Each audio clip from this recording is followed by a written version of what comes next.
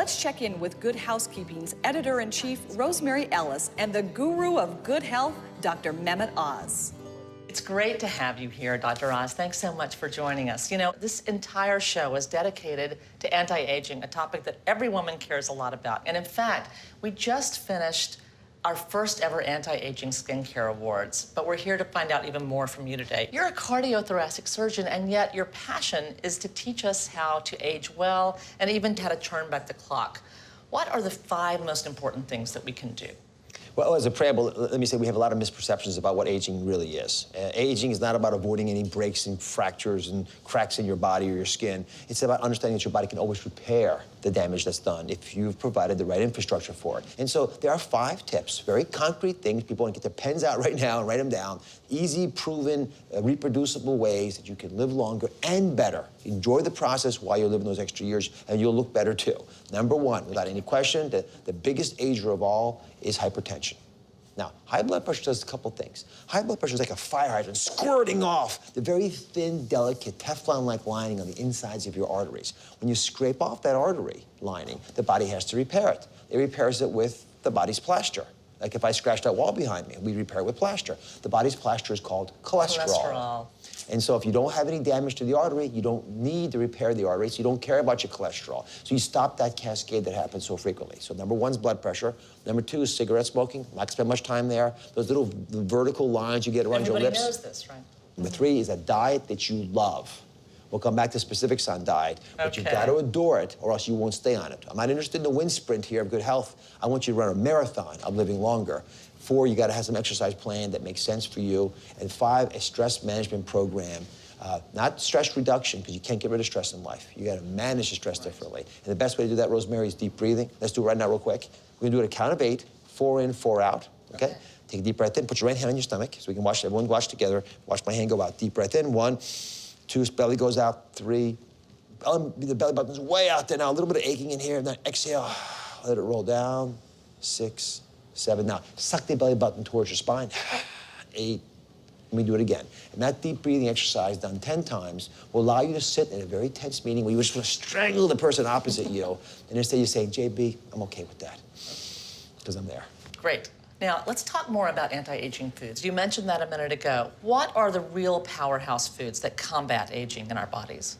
Produce, vegetables, fruits that have rich colors to them are good for you. And you know why? Because those colors are there for a reason. When a blueberry is that deep violet color, it's there because it's protecting itself from the effects of the sun. The ravaging effects of the sun on our skin and then the radiation that affects our body. It's good for us in some ways. It gives us vitamin D, but it's actually aging us, it's rusting us, it's oxidizing us, which is basically what antioxidants help you prevent. Right. So these rich, colorful bits of produce, you're getting all those chemicals that are naturally in those fruits and vegetables to protect them, and you're getting them in your own body to protect you. So as a class, deeply colored fruits and vegetables, but singularly there are some that are especially great, like blueberries, for example. Blueberries, raspberries. The most powerful food of all that we have proven medicinally is broccoli. And the reason for that is that your mother was right. She is right. Broccoli has indoles in it. These are chemicals that actually help the liver detoxify itself. Fascinating. Omega-3s probably are the most powerful supplement you can incorporate into your life. Here's why. 60% of the brain is made of omega-3 fats. Really? You can get it in fish oils. In fact, cod liver oil is a great solution because, again, mom's right, because it's got vitamin D in it and it's got omega-3 fats. Omega-3s happen in different forms. Right. But the DHA are the animal forms of omega-3 fats, the ones that we need. Then you'll be able to support your brain. And we have new data now showing that people who think they're forgetting a little bit more than they used to forget can actually reduce their brain age by 3 years.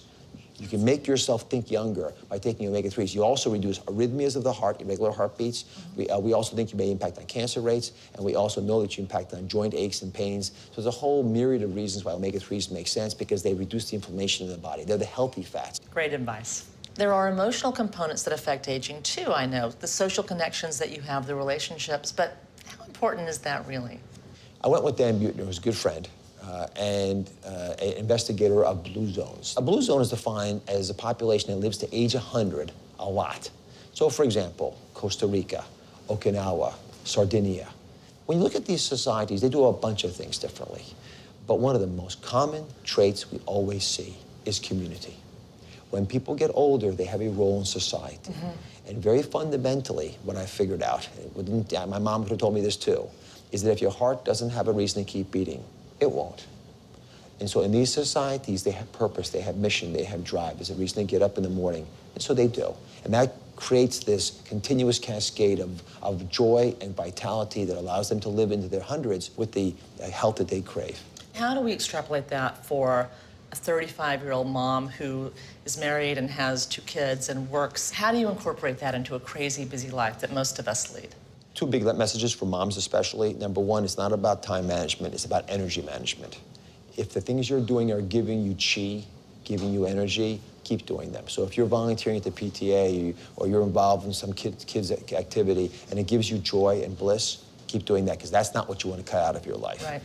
And the other big message is, remember, the kids are not going to treat themselves the way you treat them. They're going to treat themselves the way you treat yourself. So if you sacrifice everything for them, when they grow up, they'll do the same. But if you love them and take care of them and show them by example that you can take care of yourself, by doing things that bring joy to you, they'll do the same as they get older, which ultimately is what we want to pass along to the next generation. Great. I know that you've said that aging is inevitable. We all know that. But the rate of aging isn't. Tell me more about that. I don't mind us aging, and I think folks need to get comfortable in their own skin. But when you go to your high school reunion, although we've all aged, let's say, 25 years, we don't all look 25 years older. Some of us look more, some yet less. So the rate is something that we do have impact on. And remember, aging is a side effect of life. It's not what's going to happen for sure. The processes that allow us to live our lives well have side effects to them. So if we begin to realize how we can cope with some of these side effects of aging, the rate of aging goes down, we feel better and look better. And for me, it's not about looking 30 when you're 50. It's about looking really healthy when you're 50, Before we close, just tell me, if we could do just one thing today to slow down the aging process, what would it be? There's no question that the correct answer to that is exercise. Exercise. The number 1 thing we need to do to stay alive is to move. Now, that doesn't mean go run a marathon. What that means is incorporate physical activity into your day-to-day life. Examples: walk up the stairs to work. Make it easier for you and your family to get activity by walking to the places you shop, walking to school. Dancing is a wonderful tool. In fact, people fear more than anything else being senile, developing Alzheimer's. One of the best solutions for loss of memory is also dancing, because it challenges your brain more powerfully than a crossword puzzle would to do all these complex movements if you're coordinated at dancing, right, and still get the physical activity. And even sex counts, because when you're intimate with the person that you love, not only are you coping with lots of other problems that might be occurring in your relationship, but you're actually becoming physically active and you're revving the engine of your body. And so physical activity both keeps us in shape but checks that we are in shape. And because of that, it's a wonderful therapy and it's a wonderful diagnostic tool for me as well. Thanks for the great advice, and thank you so much for being here. It's great to have you. Always a at Good blessing, Rosemary. Housekeeping.